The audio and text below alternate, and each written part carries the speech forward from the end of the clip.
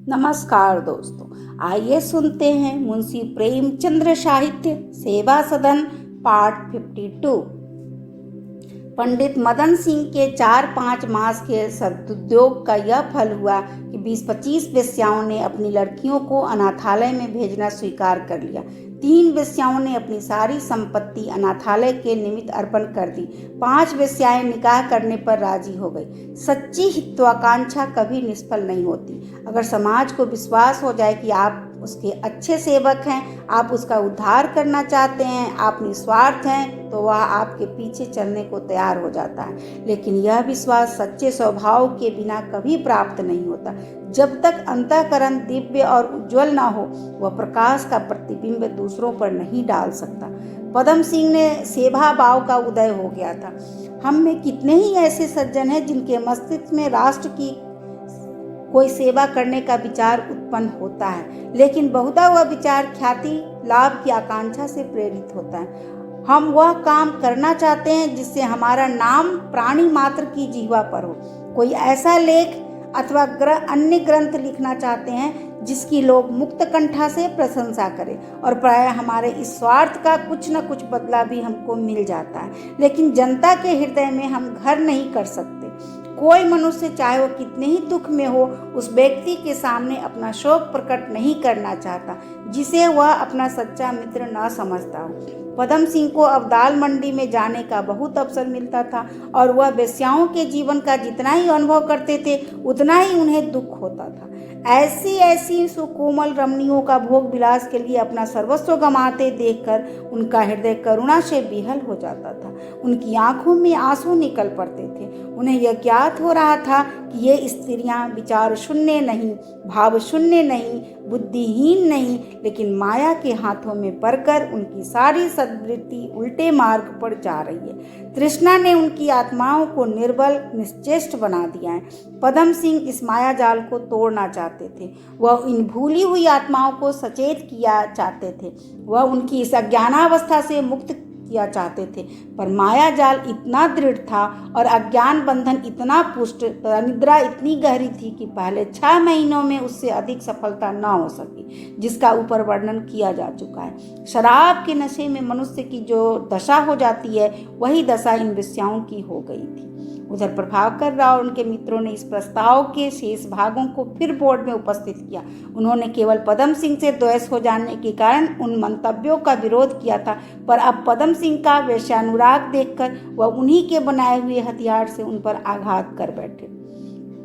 पदम सिंह उस दिन बोर्ड नहीं गए। डॉक्टर श्यामाचरण नैनीताल गए हुए थे, वे दोनों मंतव्य निर्विघ्न पास हो गए। बोर्ड की ओर से अलईपुर के निकट वेश्याओं के लिए मकान बनाए जा रहे थे। लाला भगत राम दत्तचित होकर काम कर रहे थे। कुछ कच्चे घर थे, कुछ पक्के, कुछ दुमंजिले, एक छोटा सा बाजार, एक छोटा सा औषधालय और एक पाठशाला भी बनाई जा रही थी। हाजी हाशिम ने एक मस्जिद बनवानी आरंभ की थी और सेठ चिमनलाल की ओर से एक मंदिर बन रहा था। दीनानाथ तिवारी ने एक बाग की नींव डाली थी। आशा तो थी नियत समय के अंदर भगत राम काम समाप्त कर देंगे। मिस्टर दत्त और पंडित प्रभाकर राव और मिस्टर शाकिर बेग उन्हें चैन से न लेने देते थे, लेकिन काम बहुत था और जल्दी करने पर भी 1 साल लग गया। बस इसी की देर थी। दूसरे ही दिन वेश्याओं को दाल मंडी छोड़कर इन नए मकानों में आबाद होने का नोटिस दे दिया गया। लोगों को शंका थी कि वेश्याओं की ओर से इसका विरोध होगा, पर उन्हें यह देखकर आमोदपूर्ण आश्चर्य हुआ कि वेश्याओं ने प्रसन्नता पूर्वक इस आज्ञा का पालन किया। सारी दाल मंडी एक दिन में खाली हो गई। जहां निशी वासर एक श्री सी बरसती थी, वहां संध्या होते होते सन्नाटा छा गया। महबूब जान एक धन संपन्न वेश्या थी। उसने अपना सर्वस्व अनाथालय के लिए दान कर दिया था। संध्या समय जब वेश्याएं उसके मकान पर एकत्रित हुई, वहां एक महती सभा हुई। शहजादी ने कहा, बहनों, आज हमारी जिंदगी का एक नया दौर शुरू होता है। खुदा ताला हमारे इरादे में बरकत दे और हमें नेक रास्ते पर ले जाए। हमने बहुत दिन बेशर्मी और जिल्लत की जिंदगी बसर की, बहुत दिन शैतान की कैद में रही, बहुत दिनों तक अपनी रूह आत्मा और ईमान का खून किया और बहुत दिनों तक मस्ती और ऐशपस्ती में भूली रही। इस दाल मंडी की ज़मीन हमारे गुनाहों से स्याह हो रही है। आज खुदाबंद करीम ने हमारी हालत पर रहम करके हमें कैदे गुनाह से निजात मुक्ति दी है। इसके लिए हमें उसका शुक्र करना चाहिए। इसमें शक नहीं कि हमारी कुछ बहनों को यहाँ से जलावतन होने का कलंक होता गया, और इसमें भी शक नहीं है कि उन्हें आने वाले दिन तारीख नज़र आते होंगे। उन बहनों से मेरा यही इल्तमास है कि खुदा ने रिज्क जीविका का दरवाज़ा किसी पर बंद नहीं किया है। आपके पास वह हुनर है, उसके कदरदां हमेशा रहेंगे। लेकिन अगर आपको आइंदा तकलीफ़ें भी हो तो हमको साबित और शाकिर शांत रहना चाहिए। हमें आइंदा जितनी ही तकलीफ़ें होंगी उतना ही हमारे गुनाहों का बोझ हल्का होगा। मैं फिर खुदा से दुआ करती हूँ कि वह हमारे दिलों को अपनी रोशनी से रोशन करे और हमें राह नेक पर लाने की तौफीक सामर्थ्य दे।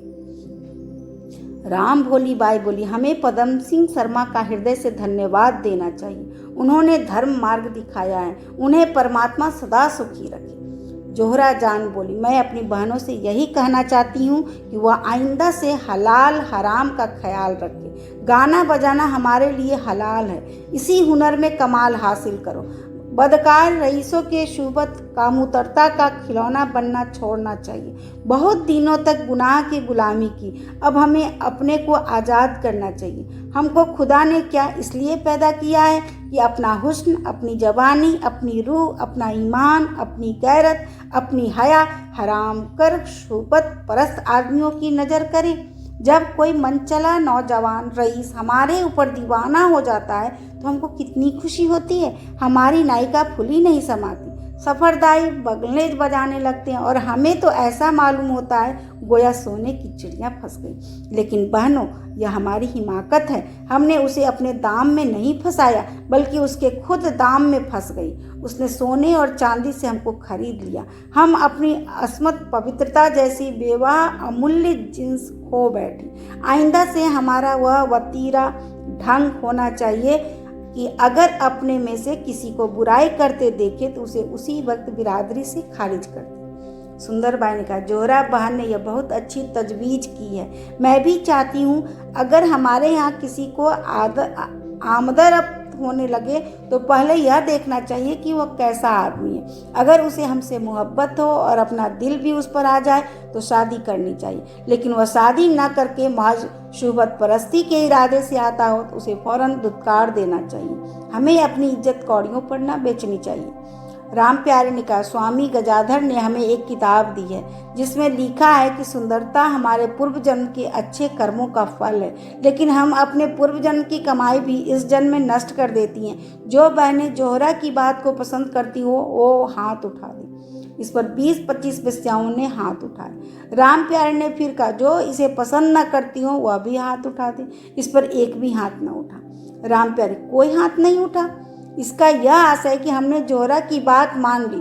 आज का दिन मुबारक है। वृद्धा महबूब जान बोली, मुझे कहते हुए यह डर लगता है कि तुम लोग कहोगी 70 चूहे खा करके बिल्ली चली हज को, पर आज से 7वें दिन मैं सचमुच हज करने चली जाऊंगी। मेरी जिंदगी तो जैसे कटी वैसे कटी, पर इस वक्त तुम्हारी यह नीयत देखकर मुझे कितनी खुशी हो रही है वह मैं जाहिर नहीं कर सकती। खुदाए पाक तुम्हारे इरादों को पूरा करे।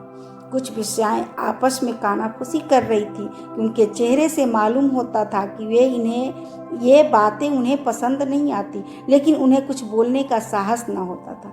छोटे विचार पवित्र भावों के सामने दब जाते हैं। इसके बाद यह सभा समाप्त हुई और वेश्याओं ने पैदल अलईपुर की ओर प्रस्थान किया, जैसे यात्री किसी धाम का दर्शन करने जाते हों। दाल मंडी में अंधेरा छाया हुआ था। न तबलों की थाप थी, न सारंगियों की आलाप, न मधुर स्वरों का गाना, न रसिक जनों का आना जाना। अनाज कट जाने पर खेत की जो दशा हो जाती है, यही दाल मंडी की हो रही थी। अभी आप सुन रहे थे मुंशी प्रेमचंद्र साहित्य सेवा सदन पार्ट 52। धन्यवाद।